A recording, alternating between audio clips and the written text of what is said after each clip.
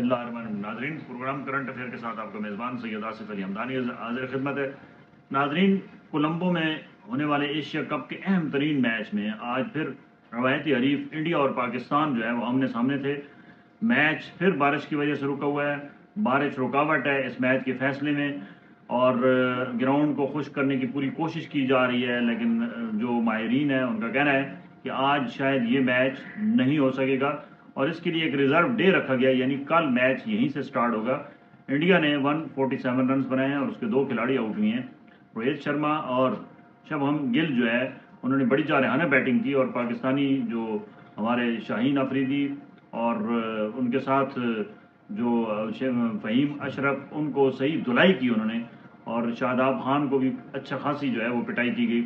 لیکن 2 وکٹیں گرنے کے بعد جو ہے وہ میچ کافی یعنی کہ پاکستان نے کنٹرول کر لیا سکور پہ. 24 اوورز کا میچ ہو چکا ہے. کل 24.1 اوور سے دوبارہ میچ شروع ہوگا.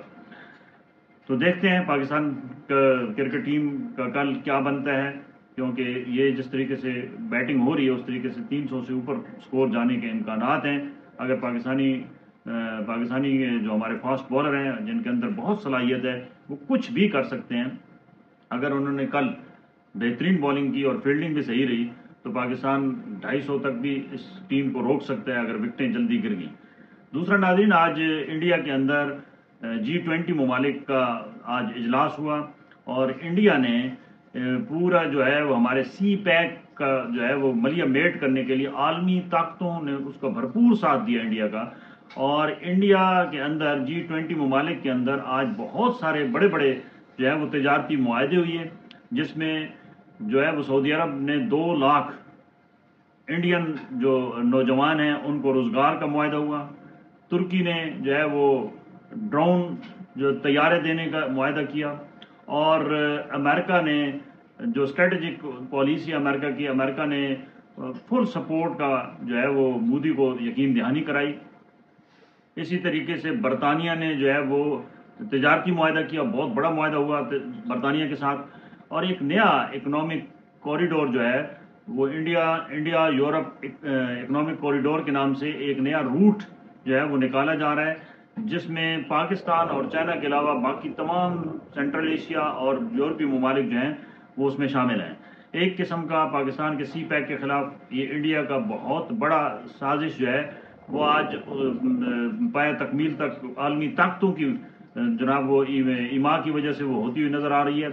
دوسری جانب یہ آج بات واضح ہو گئی ہے کہ جس امریکہ کے لیے اور اس کے اتحادیوں کے لیے ہم نے اپنی فوج کو قربان کیا، ہم نے اپنے نوجوانوں کو قربان کیا، ہم نے اپنے مسلمان بھائیوں کا خون بہایا، ہم نے ان کو خوش کرنے کے لیے پاکستان سے پکڑ کے لوگ امریکہ کے حوالے کیے.